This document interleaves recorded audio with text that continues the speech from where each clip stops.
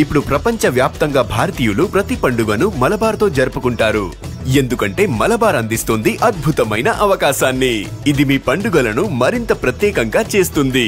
కాబట్టి ఇప్పుడు ఎక్కువ సేవింగ్, ఎక్కువ సంతోషాలు, ఎక్కువ సంబరాలు. ప్రతి పండుగకు మలబార్ గోల్డ్ అండ్ డైమండ్స్.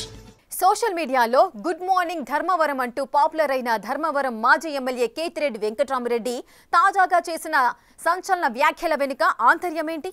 గత ఎన్నికల్లో ఓటమి పాలైన కేతిరెడ్డి ఎప్పుడో ఒకసారి మాట్లాడినా టపాసులా ఎందుకు పేలుతున్నారు?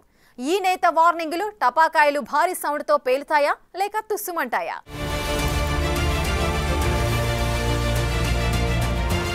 ఉమ్మడి అనంతపురం జిల్లాలో ధర్మవరం నియోజకవర్గానికి ప్రత్యేకమైన స్థానం ఉంది. ఇటు రాజకీయంగా అటు స్కిల్ సిటీగా రాష్ట్రంలోనే ఓ ప్రత్యేకమైన నియోజకవర్గంగా ధర్మవరానికి పేరుంది. అక్కడి నుంచి అనేక మంది ఎమ్మెల్యేలు గెలిచి ఓడారు. కొంతమంది మంత్రులు కూడా అయ్యారు. కానీ ఎప్పుడూ లేనంతగా 2024 ఎన్నికల్లో ధర్మవరం నియోజకవర్గం వార్తలోకెక్కింది.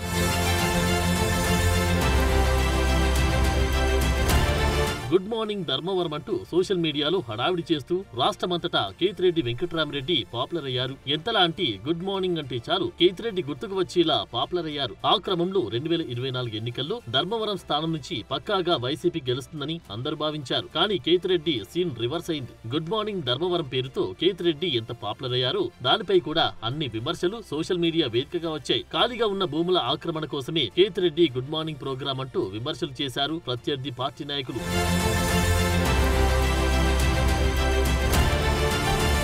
గత ఎన్నికల్లో బీజేపీ అభ్యర్థి సత్యకుమార్ యాదవ్ చేతిలో కేతిరెడ్డి వెంకట్రామరెడ్డి ఓటమి పాలయ్యారు. కేతిరెడ్డి వెంకట్రామరెడ్డిపై 3734 ఓట్ల మెజారిటీతో సత్యకుమార్ యాదవ్ గెలుపొందారు. ఇక సీన్ కట్ చేస్తే కూటమి అధికారంలోకి వచ్చింది. సత్యకుమార్ మంత్రి కూడా అయ్యారు. కేతిరెడ్డి వెంకట్రామరెడ్డి మరోసారి తనదైన శైలిలో ఇచ్చిన వార్నింగ్ సంచలనం రేపుతుంది. అధికారంలో ఉన్నామంటూ ఎగిరిపడితే తీవ్ర పరిణామాలు తప్పవంటూ స్పష్టంగా హెచ్చరిస్తున్నారు.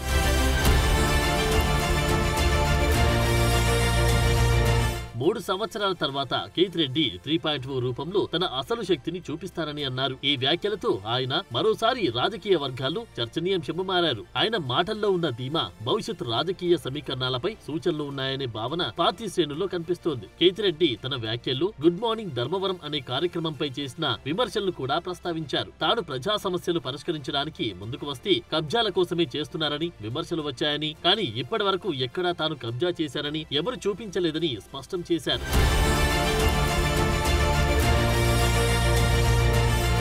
తాను చేసే ప్రతి కార్యక్రమం ప్రజల కోసం మాత్రమేనని, తనపై వేసిన ఆరోపణలు రాజకీయ ప్రేరణతో చేస్తున్నారని కేతిరెడ్డి పేర్కొన్నారు. అదే సమయంలో ఆయన మంచితనంతో వచ్చే భక్తి కంటే భయంతో వచ్చేది ఎక్కువ కాలం ఉంటుందని చేసిన వ్యాఖ్యలు నియోజకవర్గంలో మారుమోగుతున్నాయి. ఈ మాటల ద్వారా కేతిరెడ్డి రాజకీయ ప్రత్యర్థులకు స్పష్టమైన హెచ్చరికనే ఇచ్చినట్లుగా రాజకీయ వర్గాలు అంచనా వేస్తున్నాయి. త్వరలోనే తన ప్రభావాన్ని మరోసారి చాటుతానని ఆయన చెప్పడం, ఎమ్మెల్యే కావాలనుకోవడం అందుకోసమే అని వ్యాఖ్యానించడం ద్వారా 2029 ఎన్నికలపై దృష్టి పెట్టినట్లు స్పష్టమవుతుంది.